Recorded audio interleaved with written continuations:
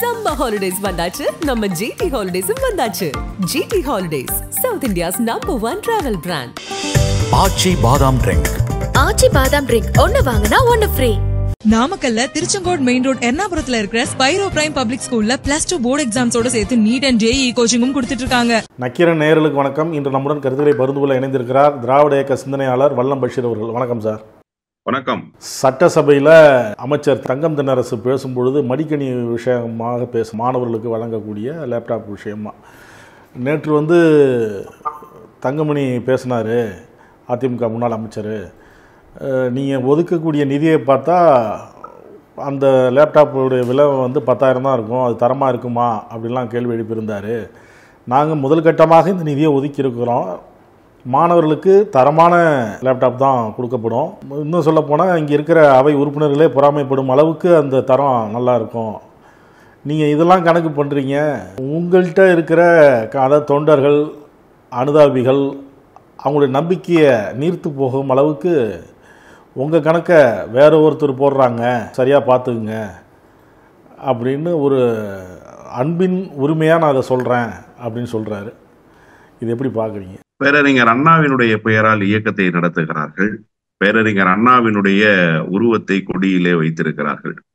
பேரறிஞர் அண்ணாவுக்குரிய சிறப்பு என்ன என்று கேட்டால், தன்னுடைய இயக்கத்தை வெற்றி பெற செய்த தலைவர் மட்டுமல்ல, தனக்கு எதிரான சித்தாந்தத்தை வேரோடும் வேரடி மண்ணோடும் வீழ்த்திய பெருமை அண்ணாவுக்கு உண்டு. அதுதான் இன்றைக்கு வரை எதேச்சதிகார போக்கு கொண்டிருந்த காங்கிரஸ் கட்சி இப்போது வரை தமிழ்நாட்டில் அரியணை ஏற முடியவில்லை. 2 திராவிட கட்சிகளினுடைய முதுகில் தான் சவாரி செய்ய வேண்டிய கட்டாயம் அவர்களுக்கு நேர்ந்திருக்கிறது. இதனால் காங்கிரஸ் கட்சிக்காரர்கள் கோபம் கொள்ளக்கூடும்.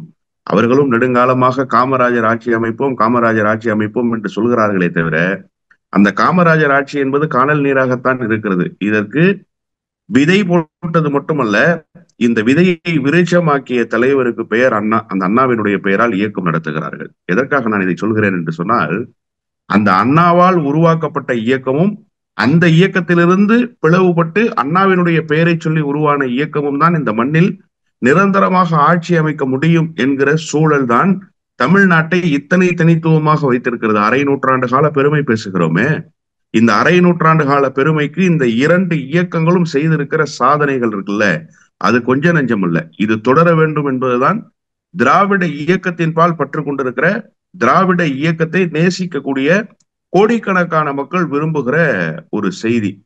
அதை உள்ளத்தில் வைத்துத்தான் வெளிப்படுத்தி இருக்கிறார் நம்முடைய மரியாதைக்குரிய நிதியமைச்சர் மாண்புமிகு அண்ணன் தங்கம் தென்னரசு அவர்கள். உண்மையிலேயே அவருடைய உள்ள கிடக்கையிலிருந்து வந்திருக்கிற செய்திதான். என்னிடமே நீங்கள் கேட்டால் அதிமுக அழியக்கூடாது, அதிமுக பலமாக இருக்க வேண்டும் என்றுதான் சொல்வேன். இப்போதும் திராவிட முன்னேற்ற கழகத்தை ஆதரிக்கக்கூடிய 13 - 18 விழுக்காடு பேர் திராவிட முன்னேற்ற கழகத்தை விரும்பி ஆதரிக்கவில்லை. நீங்கள் ஒன்றை நன்றாக புரிந்து கொள்ள வேண்டும். அண்ணா திராவிட முன்னேற்ற கழகம் பலவீனப்பட்டு போயிருக்கிறது. அண்ணா திராவிட முன்னேற்ற கழகம் பாரதிய ஜனதா கட்சியினுடைய கைப்பாவையாக மாறி இருக்கிறது. எனவே அவர்களோடு நிற்பதோ, அவர்களுக்கு வாக்களிப்பதோ, அவர்களுக்கு வாக்கு சேகரிப்பதோ எந்த விதத்திலும் திராவிட இயக்கத்தினுடைய நீட்சியாக இருக்காது, திராவிட இயக்கத்தை அரியணை ஏற்றுவதாக இருக்காது. எனவே திராவிட இயக்க கொள்கைகளை வெற்றி சமத்துவ வெளிக்கு எடுத்து வர வேண்டும் என்று சொன்னால் அதற்கு திராவிட முன்னேற்ற கழகம் ஒன்றுதான் சரியாக இருக்கும் என்கிற எண்ணப்பாட்டில் தான் திராவிட முன்னேற்ற கழகத்தின் பக்கம் நிற்கிறார்கள். இதுதான் யதார்த்தமான உண்மை. அப்ப இந்த நிலைப்பாடு ஏறக்குறைய அதிமுக ஆதரவு நிலைப்பாட்டு எடுக்கக்கூடியவர்களுக்கே இருக்குன்னு சொன்னா, அதிமுக தொண்டர்களுடைய மனநிலையை நீங்க யோசிச்சு பாருங்களேன். மோடியா லேடியான்னு கேட்டுச்சு சார் அந்த அம்மா 2014 தேர்தல்ல. ஊதி பெரிதாக்கப்பட்ட பிம்பமாக மோடியை களமிறக்கி பாலாரும் தேனாரும் குஜராத்தில் ஓடுகிறது என்றெல்லாம் இவர்கள் சொல்லி, குஜராத்திலே இருக்கிற விமான நிலையம் என்று அகமதாபாத் விமான நிலையம் என்று இவர்கள் சிங்கப்பூர் விமான நிலையத்தை காட்டினார்கள். குஜராத்திலே இருக்கக்கூடிய பேருந்து நிலையம் என்று தாய்லாந்து நாட்டினுடைய பேருந்து நிலையத்தை காட்டினார்கள். இப்படியெல்லாம் போட்டோஷாப் செய்து ஒரு கிமிக்ஸ் பண்ணி, ஏதோ மோடி வந்தால்தான் இந்த நாட்டை கேடு அடைந்திருக்கிற நாட்டை சீர்திருத்தி கொண்டு வர முடியும், அந்த நாட்டை தூக்கி நிறுத்துகிற சர்வ வல்லமை மோடிக்குத்தான் இருக்கிறது என்று இவர்கள் ஆராதித்துக் கொண்டிருந்த நேரத்தில் மோடியா லேடியா என்று ஒரே குரல் தான் இந்திய ஒன்றியத்தில் ஒலித்தது. அந்த குரலை ஒலித்தவர் அம்மையார் ஜெயலலிதா. இன்றைக்கு என்ன நிலைமை? நீங்க கூட்டணி இல்லைன்னு 2024 பாரதிய ஜனதா கட்சியிலிருந்து வெளியேறிவிட்டதாக சொன்னதற்கு பிறகும் பாரதிய ஜனதா கட்சியை நோக்கி ஒரு கேள்வி எழுப்ப முடியாத நிலையில் தானே எடப்பாடி பழனிசாமி இந்த தேர்தல் பிரச்சாரத்தை முன்னெடுத்தார். மக்கள் இன்றைக்கு வரை பாஜகவோடு நீங்கள் கூட்டு வைத்திருப்பதாகத்தானே கருதி வந்து பேட்டி கொடுக்குறாரு எடப்பாடி பழனிசாமி. பட்ஜெட் கணக்கை நீங்கள் பார்த்துங்க, எங்கள் கணக்கை நாங்கள் பார்த்துக்குறோம், எங்களுக்கு எப்படின்னு தெரியும், கொள்கை வேறு கூட்டணி வேறு அப்படிங்கிறது தான் எங்களுடைய நிலைப்பாடு, அதில் நாங்கள் உறுதியாக இருக்கிறோம் அப்படின்னு சொல்கிறாரு. ஆடு நனைகிறது என்று ஓனா எழுத கதையெல்லாம் இங்கே வேண்டாம் அப்படிங்கிறார். பட்ஜெட் கணக்கை நீங்க பாத்துக்கங்க, எங்க கணக்கை நீங்க கணக்கை பாத்துக்கிட்ட லட்சணம் தான் என்னன்றது தெரியுது. பட்ஜெட் கணக்கை சரியா பாருங்கிறாரு. இல்ல சார், பன்னீர்செல்வம் தர்ம யுத்தம் நடத்த போனாரு. யார் இவரை அரியணை ஏற்றினார்களோ அவர்களை கீழே தள்ளி புதைத்தவர் எடப்பாடி பழனிசாமி. துரோகத்தினுடைய வரலாறு எடப்பாடி பழனிசாமியினுடைய வரலாறு. நெருக்கடியான நேரத்தில் பன்னீர்செல்வம் இவர்களுக்கு துணையாக வந்து நின்றார். பன்னீர்செல்வம் இவர்களுக்கு துணையாக நின்றாரா அல்லது பன்னீர்செல்வம் பதவி வெறி பிடித்து வந்தாரா அதெல்லாம் வேறு. ஆனா அன்றைய காலகட்டத்தில் பன்னீர்செல்வத்தினுடைய வருகை எடப்பாடி பழனிசாமிக்கு ஒரு பெரிய பலத்தை கொடுத்துச்சா இல்லையா? பன்னீர்செல்வத்தை என்ன செஞ்சிருக்கீங்க நீங்க? இந்த இயக்கம் ஒன்றாக இருக்கணும்னு கருதக்கூடிய யாரையுமே நீங்க பக்கத்துல வச்சுக்கிறது இல்லையே. கட்சி ஒன்னா இருக்கணும், பலப்படணும், கட்சி பழைய மாதிரி வரணும், அம்மா காலத்துல இருந்த மாதிரி வரணும்னு அதிமுகவை சார்ந்த எந்த தலைவராவது பேசினா அந்த தலைவரை ஓரங்கற்ற வேலையை நீங்க செய்றீங்க. இன்னைக்கு செங்கோடையனுக்கு நேர்ந்திருக்கிற நிலைமை என்ன? செங்கோடையனை விட நீங்க பெரிய சீனியரா? கொங்கு பகுதியில செங்கோடையனை விட நீங்க பலமான நபரா? அப்படிப்பட்ட நிலையில் இருக்கிற செங்கோடையனுக்கே இன்றைக்கு இந்த நிலைமையை உருவாக்குகிற அளவுக்கு ஒரு மோசமான சூழலை நீங்கள் உருவாக்குற. அதைத்தான் அண்ணன் தங்கம் தென்னரசு சுட்டி காட்டுறாரு. உங்க குடுமையெல்லாம் வேற ஒரு இடத்துல இருக்கு. அதுல ரொம்ப அழகா சொன்னாரு. வானதி சீனிவாசன் சிரிக்கிறாங்க, பூனைக்குட்டி வெளியே வந்துருச்சுன்னு சொன்னாரு அமைச்சர். சட்டப்பேரவையிலேயே இதை சொல்லி இருக்கிறாரு. கொஞ்சம் கூட உங்களுக்கு வெக்கம், மானம், சூடு, சொரணை எதுவுமே இருக்காதா? வெளியில வந்து ஆடு நனையுதேன்னு ஓனாய் அழுத கதையெல்லாம் நீங்க சொல்றீங்களே. நீங்க ஆடு பலியாயிடக்கூடாதுங்கிறதுக்காக எதிர் முகாமில் இருந்தாலும் உங்கள் மீது கரிசனம் கொண்டு உங்கள் மீது அன்பு கொண்டு ஒரு கருத்தை வெளிப்படுத்தி இருக்கிறார் அமைச்சர். நீங்க இதை வந்து அரசியல் நயத்தகு கருத்தாகத்தான் எடுத்துக்கொள்ள வேண்டுமே. அதிமுக பலமா இருக்கணுங்கிற எண்ணத்துலதான் வந்து பொது வாக்காளர்கள் நினைக்கிறாங்க. அதனாலதான் திமுகவுக்கு வாக்களிச்சதா நீங்க சொல்றீங்க. திமுகவும் அதான் நினைக்குது, அதிமுக பலமா இருக்கணும்னு நினைக்குது நீங்க சொல்றீங்க. அப்படி இருக்கும்போது அதிமுக அலுவலகத்தை தாக்குறாங்க, பிளவுபட்ட போது தாக்க வராங்க அப்படின்னு சொல்லி புகார் கொடுத்தோம். ஆனால் எந்த நடவடிக்கையும் எடுக்கலை. ரவுடிகள் பூந்து தாக்கினாங்க, அலுவலகத்தை பூட்டினாங்க. இதான் நீங்கள் நினைக்கிறதா? இதே போல் ஒரு நிலைமை கடந்த காலத்தில் திமுகவுக்கு வந்தப்போ ஜெயலலிதா இருந்தாங்க. அவங்க நடுநிலைமையோடு இருந்து அறிவாலயத்தை பாதுகாத்தாங்க. அந்த எண்ணம் இல்லையே அப்படின்னு கேள்வி எழுப்புறார். உங்கள் கட்சியில் இருந்த ஒரு சாரார் குண்டர்களை அழைத்து கொண்டு வந்தார்கள். நீங்க சொல்ற அண்ணா அறிவாலயத்தை கைப்பற்ற வேண்டும் என்று ஒரு காலத்தில் பேசியவர்கள் குண்டர்களை அழைத்து கொண்டு வந்தார்களா? சொல்லுங்க சார். ரவுடிகளை அழைத்து கொண்டு வந்தார்களா? நானும் ஒரு காலத்தில் அந்த இயக்கத்தில் பணியாற்றி வந்தா. நீங்க யார சொல்றீங்கன்றது எனக்கு நல்லா தெரியும். அப்ப என்ன ரவுடிகளை எல்லாம் அழைச்சிக்கிட்டு அண்ணா அறிவாலயத்தை சூறையாடணுன்ற நோக்கத்திலேயா திமுகவிலிருந்து பிளவுபட்டிருந்தவர்கள் செய்தார்கள்? இல்லையே. ஒரு ஜனநாயக யுத்தத்தை நடத்தினார்கள். அந்த ஜனநாயக யுத்தத்தின்பால் அண்ணா அறிவாலயம் அப்படியே நிலை பெற்றது. ஆனா இன்னைக்கு என்ன நிலைமை? ரெண்டையும் நீங்க ஒப்பிட்டு பேசுவதே முதல்ல தவறு. இன்னைக்கு என்ன நிலைமை? உங்கள்கிட்ட இருந்து பிரிஞ்சு போன ஒருத்தர் உங்களுக்கு அந்த எம்ஜிஆர் மாளிகையே கிடைக்க கூடாது, அதை அடித்து தரைமட்டமாக்கி விட வேண்டும் என்கிற நோக்கத்தோடு சென்னையில இருக்கிற ஒட்டுமொத்த குண்டர்களையும் அழைத்து கொண்டு வர்றாரு. காவல்துறை இடத்துல நீங்க பாதுகாப்பு கேட்குறீங்க. காவல்துறை ஒரு பாதுகாப்பு கொடுக்குது. அதையும் மீறி உங்க கட்சியினுடைய மாவட்ட செயலாளர்கள் அவர்கள் குண்டர்களை வைத்துக் கொண்டு ஒரு வளைய பாதுகாப்பு போடுறாங்க. வர்றவங்க குண்டர்கள் அழைத்து கொண்டு வராங்க. இது ஒரு கேங் வார் மாதிரி ஆயிடுச்சு. இந்த கேங் வாருக்குள்ள காவல்துறை என்ன செய்ய முடியும்? காவல்துறை முடிந்த வரைக்கும் தடுத்து நிறுத்த பார்த்தது. ஒரு கட்டத்துக்கு மேல் தடுத்து நிறுத்த முடியவில்லை. குண்டர்கள் எல்லாம் உங்களுடைய எம்ஜிஆர் மாளிகைக்குள்ள, ராயப்பேட்டை எம்ஜிஆர் மாளிகைக்குள்ள போனாங்க, அடித்து நொறுக்குனாங்க. அது உங்களுடைய பிரச்சனை. நீங்க திமுகவை பாதுகாக்கல. அன்றைக்கு திமுகவை எதிர்த்து வெளியில் வந்தவர்கள், அண்ணா அறிவாலயத்துக்கு கைப்பற்ற வேண்டும் என்று வந்தவர்கள் ஜனநாயக ரீதியிலான போராட்டத்தை முன்னெடுத்தார்கள். அதனால் திமுகவினுடைய அண்ணா அறிவாலயம் காப்பாற்றப்பட்டது. இன்னைக்கு வந்தவங்க ஜனநாயக ரீதியான போராட்டத்தை முன்னெடுக்கல, அரசியல் ரீதியாக எங்களுக்கு உரிமை கோரல. வந்தவர்கள் எல்லாம் அடிதடியை நோக்கி நகர்ந்தார்கள். குண்டர்களாக வந்தார்கள், தொண்டர்களாக வரல. நல்லா புரிஞ்சுக்கணும், ரெண்டுக்குமான வேறுபாடு இருக்கு. இன்னொன்று, நீங்க தொடர்ந்து ஒரு குற்றச்சாட்டை வச்சுக்கிட்டே இருக்கீங்க. பன்னீர்செல்வத்தை எதிர்கட்சி துணைத் தலைவராகவே அங்கீகரிக்கிறாங்க, நாங்க அவரை நீக்கிட்டோம், ஆர்பி உதயகுமாரை நியமிச்சிட்டோம்னாங்க. சட்டப்பேரவை தலைவர் அவருடைய மரபுக்கு உட்பட்டு நான் நடந்து கொள்கிறேன், எனக்கு எப்ப என்ன செய்யணும்ன்றது தெரியும், நான் சட்டத்துக்கு உட்பட்டு நடக்கிறேன். இன்னைக்கு யாரு உட்கார்ந்துருக்கா எடப்பாடி பழனிசாமிக்கு பக்கத்துல? மரபுக்கு உட்பட்டு பேரவை தலைவர் நடந்திருக்கிறாருங்கிறத இப்ப நிரூபிச்சிட்டாரா? இப்ப நீங்க வச்சீங்களே ஒரு குற்றச்சாட்டு, அந்த குற்றச்சாட்டு இன்றைக்கும் அப்படியே உயிர்ப்போடு தானே இருக்கிறது. அப்ப ஏன் அன்னைக்கு அந்த நீங்க குற்றச்சாட்டை வச்சீங்க? மரபு என்னவோ அதைத்தானே சார் பேரவைத் தலைவர் செய்வார். உங்க அவசரத்துக்கெல்லாம் செயல்பட முடியுமா? உங்க அவசரத்துக்கு தீர்ப்பு கொடுத்துட்டாங்களா நீதிமன்றத்துல? நீங்க பொதுச் செயலாளராக தேர்வு செய்யப்பட்டது செல்லும்னு சொல்லிட்டாங்களா? உங்களுடைய உட்கட்சி விவகாரங்களை திமுக தான் செய்ததுன்னு நினைக்கிறதே உங்க கட்சிக்கு பலகீனம் இல்லையா? முதல்ல ஒரு கட்சி உங்களுடைய கட்சிக்குள் ஊடுருவி உங்களுடைய கட்சிக்குள் ஒரு பெரிய பிளவை ஏற்படுத்த முடியும்னா அவ்வளவு பலவீனமாக இருக்கு அதிமுக.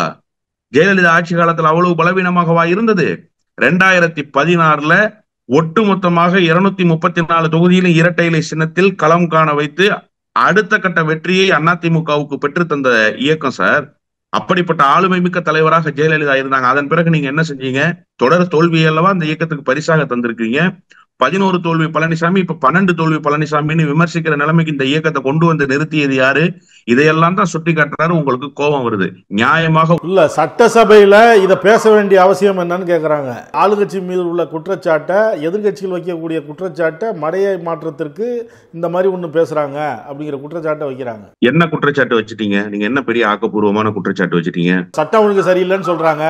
நாளைக்கு முன்பு ஒரு படுகொலை குறித்து நீங்க பேசுனீங்க. முதலமைச்சரே எழுந்து அதுக்கு பதில் சொன்னார். முதலமைச்சர் பதில் சொன்ன செய்தி ஊடகங்களுக்கு வருவதற்கு முன்பாகவே குற்றவாளியை சுட்டு பிடிச்சிருச்சு போலீஸ். பிடிச்சிருச்சா? இப்ப பதில முதலமைச்சர் சொன்னது மட்டுமல்ல, செயல்லையும் காட்டிட்டார். மடிக்கணினி குறித்து ஒரு சந்தேகத்தை நீங்க கேட்கறீங்க, அந்த சந்தேகத்துக்கு பதில் சொல்லிடுறார். பதில் சொல்லிட்டு ஒரு வாய்ப்பு வருகிற போது அந்த வாய்ப்பை பயன்படுத்தி, அவர் கலைஞருடைய அரசியலை கற்று வந்தவர் இல்லையா தங்கம் தென்னரசு? கலைஞருடைய அரசியல் பயணம் எப்படி இருக்குன்னு பார்த்து வளர்ந்தவர் இல்லையா அண்ணன் தங்கம் தென்னரசு? கலைஞர் பாணியில ஒரு பதில கொடுக்குறாரு. ஏன் நீங்க வேகப்படுறீங்க? நீங்க ஜெயலலிதா பாணியில ஒரு பதில சொல்லுங்களேன், எம்ஜிஆர் பாணியில ஒரு பதில சொல்லுங்களேன். பேச விட மாட்டேங்கிறீங்கிறாரு சபையில. அந்த மாதிரி பேசினாதான் பேச விட மாட்டேங்கிறீங்க அப்படிங்கிறாங்க. சரி சார், உங்களுக்கு பேசுறதுக்கு வாய்ப்பே கிடைக்கல. இன்னைக்கு வேற யாருமே அதிமுகவை. செல்லூர் ராஜு பேசும்போது ஒரு கதை சொல்ல வராரு, அப்படியே பேச வேணாம் அப்படிங்கிறாங்க. அவரே வந்து வெளியில வருத்தப்படுறாரு. நான் என்ன கேட்கிறேன்னா சார், சட்டப்பேரவையில அதிமுகவுக்கு பேசுறதுக்கு வாய்ப்பே வழங்கப்படலையா? அதிமுகவினர் குரல் நசுக்கப்படுதா? தினந்தோறும் ஊடகங்கள்ல பாக்குறோமே அதிமுகவினுடைய சட்டமன்ற உறுப்பினர்கள் பேசுகிற காட்சியை பாக்குறோமே. எல்லா தீர்மானத்துல எடப்பாடி பழனிசாமி அதானே சொல்றாரு சார். எடப்பாடி பழனிசாமி திட்டமிட்டு ஒரு குற்றச்சாட்டை சொல்லிக் கொண்டே இருக்கிறார். எங்களுடைய குரல் நசுக்கப்படுதுங்கிறாரு. நியாயமாக உங்களுக்கு ஒதுக்கப்பட வேண்டிய நேரம் உங்களுக்கு முழுமையாக ஒதுக்கப்படுகிறதுன்னு பேரவைத் தலைவர் சொல்றாரு. பேரவைத் தலைவர் சொல்வதற்கு சான்றுகள் இருக்கிறது. நீங்க சக சட்டமன்ற உறுப்பினர்களை கூப்பிட்டு நக்கீரன்ல பேசவீங்க. அதிமுக வேணாம் சார், திமுக வேணாம் சார், கூட்டணியில இருக்கிறவங்கள நீங்க விட்டுருங்க சார், நியூட்ரலா இருக்கிறவங்கள கூப்பிடுங்க சார். அதிமுகவுக்கு ஒதுக்கப்படுகிற நேரம் எப்படிப்பட்ட நேரம்? அதிமுகவுக்கு பேசுறதுக்கு வாய்ப்பு கொடுக்குறாங்களா இல்லையா? நீங்க கேளுங்க கூப்பிட்டு. அதிமுகவுக்கு பேசுறதுக்கு வாய்ப்பு கொடுக்கலன்னா அதிமுக உறுப்பினர்கள் கருத்து தெரிவிக்கிற செய்தி எல்லாம் ஊடகங்கள்ல வருது. எப்படி வருது? ரிட்டர்ன் ஸ்டேட்மெண்ட் எழுதி வாங்கி கொடுக்குறாங்களா? அவர்கள் எழுந்து பேசுகிற காட்சிகளை எல்லாம் பாக்குறோமே பல்வேறு ஊடகங்கள்ல. எப்படி பாக்குறோம்? திட்டமிட்டு ஒரு அவதூறு பரப்புகிற வேலையை எடப்பாடி பழனிசாமி செய்து கொண்டே இருக்கிறார். குரல்கள் எல்லாம் நசுக்கப்படல, ஜனநாயக ரீதியிலான கருத்துக்கள் வரவேற்கப்படுகின்றன. நீங்க உங்களுக்கு பேச வாய்ப்பு கிடைக்கிற போது பேசுங்க. ஏன் அண்ணன் செல்லூர் ராஜு தெர்மாகோல் பத்தி என்ன பேசுறீங்களே, நான் மட்டுமா செஞ்சேன், அதிகாரிகள்லாம் சேர்ந்து தானே என்ன கூட்டிட்டு போனாங்கன்னு பேசினாரு. அதுக்கு பேசுறதுக்கு வாய்ப்பு கொடுக்கலையா? வாய்ப்பு மறுத்துட்டாங்களா? சொல்லுங்க. முழுமையான நேரம் அவர்களுக்கு கொடுக்கப்படுகிறது. கலைஞருடைய வழியில் கலைஞர் பாணியை பின்பற்றி அண்ணன் தங்கம் தென்னரசு தன்னுடைய கவலையை வெளிப்படுத்துறாரு. நயத்தகு நாகரிகத்தோடு ஒரு கருத்தை வெளிப்படுத்துறாரு. நீங்களும் பலமா இருக்கணுமியா, எங்களை எதிர்க்கிறதுக்கு நீங்க தான் தகுதியான ஆளு, உங்களுக்கு அதுக்கான வரலாறு இருக்கியா, உங்களுக்கு அதுக்கான பலம் இருக்கியா, நீங்க தான் சரியா இருக்கணும். எவனோ ஒருத்தன் உங்களை வந்து பின்னால் இருந்து இயக்கக்கூடிய சூழல் உங்க கட்சி தொண்டர்களுக்கு சோர்வை ஏற்படுத்திருமியான்னு களத்துல என்ன யதார்த்தமோ அதை பேசுறாரு. அதை ஒரு தோழமை உணர்வோடு எடுத்துக்கொள்ள முடியல உங்களால. சக அரசியல் கட்சி ஒரு கருத்தை தெரிவிக்குது, அந்த கருத்தை உங்களால எதிர்கொள்ள முடியல. வெளியில வந்து ஆடு நனையுதேன்னு நீ ஓனாயிட்ட போய் தலையை கொடுத்துட்ட. உன்னை தலையை காலி பண்ற வேலையை, முண்டமா போடுற வேலையை ஓனாய் செய்துகிட்டு இருக்குங்கிறது தான் அவருடைய கவலையே. நாங்க கவலைப்படுறோன்றத பத்தி நீ அங்க வந்து பேசுற. ஆமா, எங்களை விட யார் கவலைப்பட முடியும்? திராவிட இயக்கம் பலமாக இருக்க வேண்டும் என்று இன்றைக்கு இருக்கிற திராவிட முன்னேற்ற கழகத்தை விட வேறு யாராவது ஒருவர் கவலைப்பட்டு விட முடியுமா? உனக்கு அந்த கவலை இருக்கா? திராவிட இயக்கத்தினுடைய கொள்கை கோட்பாடு என்னன்னு உனக்கு தெரியுமா? அந்த கொள்கையை நான் விட்டுக் கொடுக்க மாட்டேன்னு எந்த கொள்கையை நீ விட்டுக் கொடுக்காம இருந்த? மாநில சுயாட்சியை காலில் போட்டு மிதிச்சுட்டு முதலமைச்சர் நாற்காலியில நீ உட்கார்ந்து இருந்த. ஒன்றிய அரசு கொடுக்கிற பேப்பரெல்லாம் படிக்காமலே கையெழுத்து போட்டு கொடுக்குற வேலையை செய்துக்கிட்டு நீ அதிகாரத்துல இருந்த. இப்பவும் கூட்டணியிலிருந்து வெளியில வந்துட்டேன்னு சொல்லி கள்ள உறவை வைத்துக் கொண்டிருப்பதாக எல்லோரும் பேசுகிறார்கள். அதற்கு தகுந்தது போலவே நடந்துக்கிற. ஏத்துதான் நாங்க கூட்டணியிலிருந்து வெளியில வந்தோம்னு உங்க அமைச்சர்கள் பேசினாங்க, முன்னாள் அமைச்சர்கள் பேசினாங்க. இன்னைக்கு அதே அண்ணா உன்னை விமர்சிக்கிறார். எதிர் விமர்சனத்தை கூட வைக்கிறதுக்கு துப்பு இல்லாம பதில் பேச முடியாம பத்திரிகையாளர்கள் கேட்கறாங்க, அதை பத்தி நான் பேசவே மாட்டேன்னு மைக் வந்த பிறகு தப்பிச்சு ஓடுற வேலையை நீ செய்யற. உனக்கு என்ன பெரிய திராவிட இயக்க கொள்கை இருக்கு? என்ன பெரிய கொள்கையை நான் விட்டு கொடுத்துட மாட்டேன்னு பேசுற? கொள்கைன்னு ஒண்ணு இருக்கா? முதல்ல உங்களுடைய அரசியல் எப்படிப்பட்ட அரசியல்னு தெரியாதா? அன்றைக்கு டயரை பார்த்து செய்து கொண்டிருந்த அரசியலை இன்றைக்கு மோடி அமித்ஷாவினுடைய கால்களை செருப்புகளை பார்த்து செய்து கொண்டிருக்கிறீர்கள். என்ன பெரிய கொள்கை உங்களுக்கு? என்ன பெரிய லட்சியம் வந்துருச்சு? அந்த கவலையை தான் அந்த தங்கம் தென்னரசு வெளிப்படுத்துறாரு. அந்த கவலை உணர்வை கூட புரிந்து கொள்ள முடியாத அரசியல் அறிவிலியாக ஜெயக்குமாரும் எடப்பாடி பழனிசாமியும் இருக்கிறார்கள் சொன்னா அதிமுக எவ்வளவு பெரிய பேராபத்துல இருக்குன்னு இந்த ரெண்டு பேருடைய கருத்தை வச்சே நம்ம புரிஞ்சுக்க முடியும். இந்த ஆட்சி வந்தபோது நிதி மேலாண்மை குழுன்னு அமைச்சாங்க, அது நாங்கள் என்ன அறிக்கை கொடுத்தது அப்படின்னு கேட்குறோம். இது வரைக்கும் பதில் இல்லை. அவங்க என்ன செஞ்சாங்க? இப்போ 4 லட்சம் கோடி கடன் இருக்கு அப்படிங்கிறார். 2 தினங்களுக்கு முன்பு வானதி சீனிவாசன் அம்மையார் ஒரு கேள்வியை எழுப்பினார். அதற்கு மரியாதைக்குரிய நிதித்துறை அமைச்சர் அவர்கள் ஒரு பதில் சொன்னார். அன்றைக்கு சட்டப்பேரவையில் என்ன தூங்கி கொண்டிருந்தாரா எடப்பாடி பழனிசாமி? நீங்கள் தொடர்ந்து கடனை அதிகரித்துக் கொண்டே போகிறீர்கள். கடனை அதிகரித்துக் கொண்டே போவதன் மூலமாக இந்த மாநிலத்துக்கு கடன் சுமை அதிகரிக்கிறதுன்னு ஒரு கேள்வியை எழுப்புனாங்க வானதி சீனிவாசன். பதில் சொன்னாரே நிதி அமைச்சர், ஆமாமா கடன் அதிகரிச்சுக்கிட்டே போகுது, ஏறக்குறைய 10 விழுக்காடு. பங்களிப்பு யாருடையது என்று கேட்டால் மாநில அரசாக இருக்கக்கூடிய தமிழ்நாடு அரசினுடைய தனிநபர் வருமானத்தை இந்தியா ஒன்றிய முழுமைக்கும் ஒரு விழுக்காடு பின்பற்றுகிறார்கள், 12%. ஆனா 16.7% தனிநபர் வருவாய் என்பது அதிகரித்திருக்குது தமிழ்நாட்டுல. எப்படி அதிகரித்திருக்கிறது? இதெல்லாம் நிதி மேலாண்மை குழுவுடன் மூலமாக பெறப்பட்டிருக்கிற ஆலோசனைகளின் மூலமாக செயல்படுத்தப்பட்டிருக்கிற திட்டம் தானே. தமிழ்நாட்டுல தானே இருக்காரு எடப்பாடி பழனிசாமி, உத்தரப்பிரதேசத்துல இல்லையே, பீகார்ல இல்லையே. தமிழ்நாட்டுல என்ன நிலவரம்னு கூட தெரியாமல இருக்காரு. அப்படி என்ன நிலவரம்னு தெரியணும்னா ரோஸ் கலர் பெயிண்ட் அடிச்ச பஸ் இருக்குல்ல, அந்த பஸ்ல எடப்பாடி பழனிசாமியை ஏத்தி விடுங்க. அங்க பெண்கள்கிட்ட பேச சொல்லுங்க எடப்பாடி பழனிசாமி. அந்த பெண்கள் சொல்லுவாங்க இந்த நிதி மேலாண்மை குழு என்ன செஞ்சிருக்கு, இந்த மாநிலத்தினுடைய நலனை எப்படி இந்த நிதி மேலாண்மை குழு பாதுகாத்திருக்குங்கிறத சொல்லுவாங்க. சும்மா வாய் புளிச்சதோ மாங்காய் புளிச்சதோன்னு எடப்பாடி பழனிசாமி பேசக்கூடாது. தரவுகள் ரீதியாக சட்டப்பேரவையில பதில் கொடுத்திருக்கிறார் நிதி அமைச்சர். ஒன்றிய அரசு குறித்து எழுப்பிய கேள்விக்கு எடப்பாடி பழனிசாமியுடைய நிலைப்பாடு என்ன சார்? பன்வாரிலால் புரோஹித்னு ஒரு கவர்னர் பேரலா ஒரு கவர்னரன்ஸ் ரன் பண்றதுக்காக ஆய்வு கூட்டங்களுக்கு போனார் சார். முதல் கண்டன குரலை எழுப்பியவர் அன்றைக்கு எதிர்கட்சி தலைவர். உங்க அரசு தானே, எனக்கு என்ன கேடுன்னு போயிட்டாரா முதலமைச்சர்? இல்லையே, உன் வேலை என்னவோ அதை செஞ்சுக்கிட்டு நீ ராஜ்பவன்ல இரு, இந்த வேலையெல்லாம் நீ செய்யாதன்னு முதலமைச்சர் கண்டனம் தெரிவிச்சதுக்கு பிறகுதான் ராஜ்பவன்ல ஓடி போய் ஒளிஞ்சுக்கிட்டாரு பன்வாரிலால் புரோஹித். மதிமுக பொதுச் செயலாளர் வைகோ கேட்டாரு, நீ பன்வாரிலால் புரோஹித்தா பன்வாரிலால் புரோக்கரான்னு கேட்டாரு. நீங்க அன்னைக்கு அதிமுகவினுடைய முதலமைச்சர், உங்களுக்காக எதிர்கட்சி நிலையில் இருந்த தலைவர்கள் எல்லாம் பேசினாங்க. இன்னைக்கு ஏன் நீங்க பேச மாட்டேங்கிறீங்க? ஏன் வாய மூடிட்டு இருக்கீங்க? நீங்க நிதி விவகாரத்துல ஒன்றிய அரசு பாரபட்சம் காட்டுது, உங்களால ஒரு அழுத்தமான அறிக்கையை கொடுக்க முடியல, உங்களால ஒரு கண்டனத்தை பதிவு செய்ய முடியல. ஏன் உங்க தலைமையில ஒரு கண்டன பொதுக்கூட்டத்தையோ ஒரு கண்டன ஆர்ப்பாட்டத்தை நடத்தினா என்ன கேடு வந்துருச்சுன்னு கேட்கிறேன். அதிமுக என்கிற இயக்கம் தமிழ்நாட்டினுடைய நலன் சார்ந்த இயக்கம் தானே.